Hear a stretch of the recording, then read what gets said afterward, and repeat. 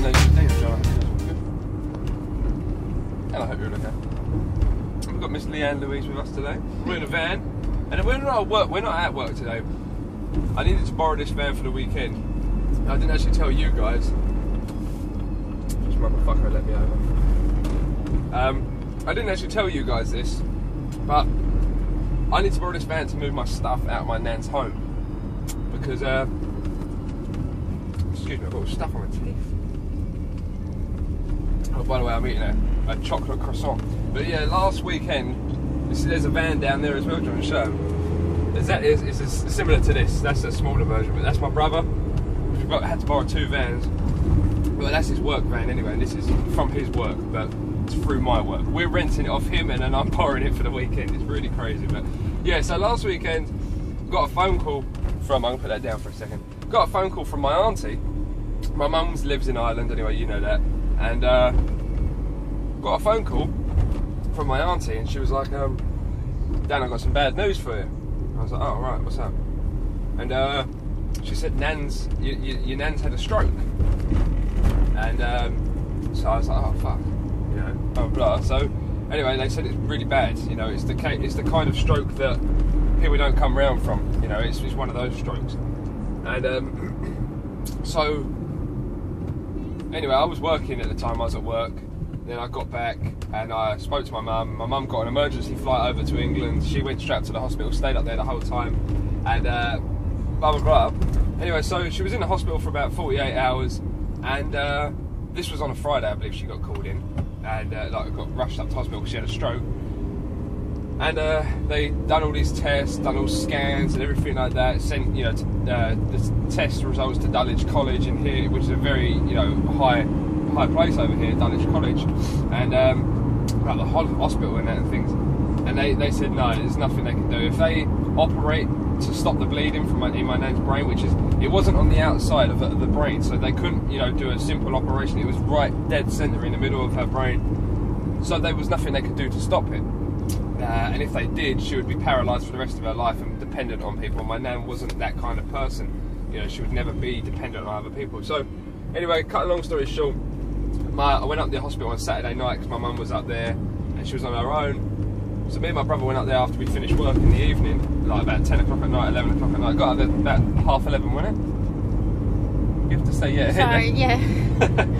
So we went, bless her, Leanne's so hungry, she's got her breakfast here. Do you want to show them what you got? Always hungry and always waiting for Dan to finish first. It's mean. So yeah, so we got a phone call, went up there, see her nan and that, just made sure she was like, she was peaceful, it wasn't like she was struggling, she was being sedated, she was breathing, and they was waiting for her to pass away. That was it, they was waiting for her to go. So we went up there because I was going to go up there Sunday morning. I was going to drive up there about 7 o'clock on Sunday morning, go and see her, give her a cuddle and that, and say goodbye. But we chose to go up there Saturday night. We was lucky, weren't we, really? Very lucky. Because she passed away Sunday early hours of the morning. We wouldn't have made it to see her. So now today we've got to go to her home to move all the stuff out, put it in storage and things like that. Which is going to be a bit hard. It's not really affecting me. It has affected me mentally and physically, but I've got to keep going on. My nan wouldn't want me to stop, so I keep grinding. She's always wanted me to own my own business one day, and I will do that. So that is why I've continued to work. My mum's been great. She's been doing everything. My uncle's been great doing everything. Even my dad's been very supportive. My mum and dad are separated. Even he has been very supportive. He's coming to the funeral as well. So that is what we're doing today. We're going to be moving out, moving my nan's stuff and cracking on with it, getting on with life, because there's going to be setbacks in life that may take you back and things like that, but you've got to keep going. You've got to keep moving forward, keep your eye on the horizon, and keep moving, through tough times like this. So that's what we're doing today. I thought I'd drag you guys along. So yeah, now we're in a dark time. Yeah, so let's get on with it. Now I'm going to sign off for a minute because Leanne wants to eat her breakfast. Bless her, she's starving. So I'll catch you in a bit. Oh, beast. Look at Leanne. This is why she wanted me to sign off so that she can eat that. Dan's already eaten it. Half of it. You're so pretty.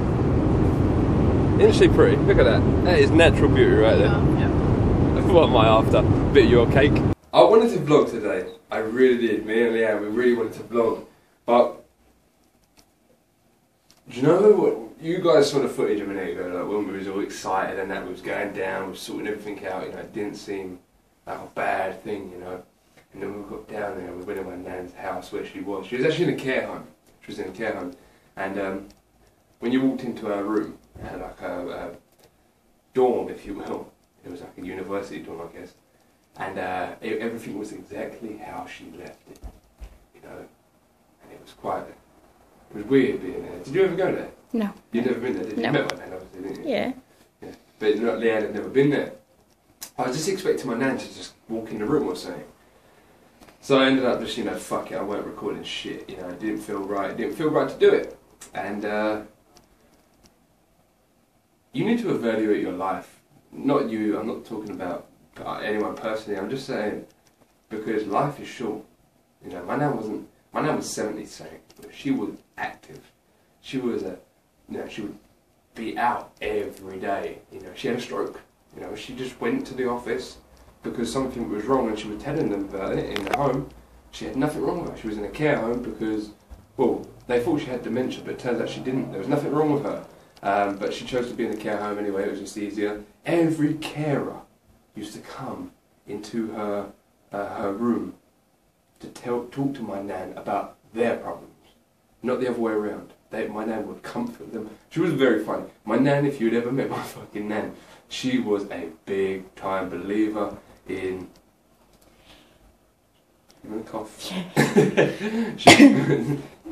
She was a big believer in freedom of speech. She was not afraid to say what was on her mind. You know that, didn't you? First time I met her, yeah. Yeah, she was... No, but she was good with it. She got with it. It was other people. She's not afraid to say what was on her fucking mind. If she didn't like you, she'd tell you. If you was an arsehole, she'd tell you. Probably where I get my straight up attitude from, because I don't give a fuck who I piss off. At the end of the day, if you piss me off, I'll fucking tell you.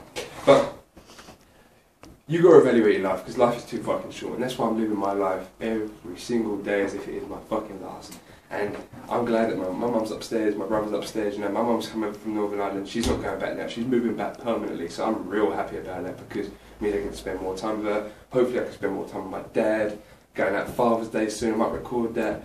And now I'm going to release some steam on my deload squat day, and I'm actually going to experiment, so that's why I'm standing in the squat rack, because I want to experiment so you guys know that my squat form is pretty good, I'd say. But one thing I have is a butt wing. But I'm going to face today. Usually, shading my feet, I usually go out quite wide, like that. Okay, but today I'm going to bring them in. Okay, I'm going to do it quite close. I'd say about shoulder width, point my toes out, and I'm going to stick my belly out because we had a nice massive pub lunch earlier, didn't we? My whole family, my auntie, my uncle, my cousins, and everything. We all just went to the pub afterwards after we moved all my nan's stuff into storage, and we just like had a massive lunch, you know, and we had a carvery, didn't we? We had a carvery in the end. Big carvery, just right at the belly. Oh, fucking hell, I better hide that, you know? So, ooh, that feels fucking good. Yes, it does. Top of the morning. Can't you do your cute voice when you go down? Mother squad floor. I can't make it cute.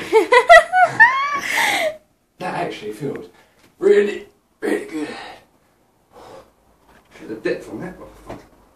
Shame I can't do that with fucking 300 plus pounds. Just deload today anyway. So, moral of the story is, no matter how much weight is on your back, just make sure you get the fuck up. Because, let me tell you now, my nan lived a full life. And what I mean by that is, she will be laying in her coffin on, when is it? A couple of weeks' time I think, we're burying her. Tuesday. Tuesday, yeah. Not this Tuesday, next Tuesday. And she will be remembered by many. The carers at her care home have already turned around and said they would rather lose their job than not go to my nan's funeral because they might not be able to get the day off. So they will call in sick, the majority of them that was my nan's friends, and they will go to her funeral. They've already told us that today because they want to pay their respects. And my nan was you know, she will be remembered. And that's the moral of the story today, you know. Because when you're dead, laying in your coffin, and your tombstone is the only thing that stands for you, or you're going to have, you know, a legacy that was left behind, people that remember you for good reasons, good reasons, and you're going to be that person that people can turn to and go, wow, you know, I knew that person enriched my life, that person helped me, that person, you know, got me through shit, you know, got me through things, had my back. And that's what I want to be, you know. I want to be one of those people that people can go, fuck, that Dan was one hell of a guy. No, I'm just playing with it, but seriously, there'll come a day when you're fucking dead. That's what there fucking is to it. I thought I was a goner. Seriously, I scraped up all my neck and everything with the bar. I fucking lost all dignity. I nearly shit myself. I fucking had knee wraps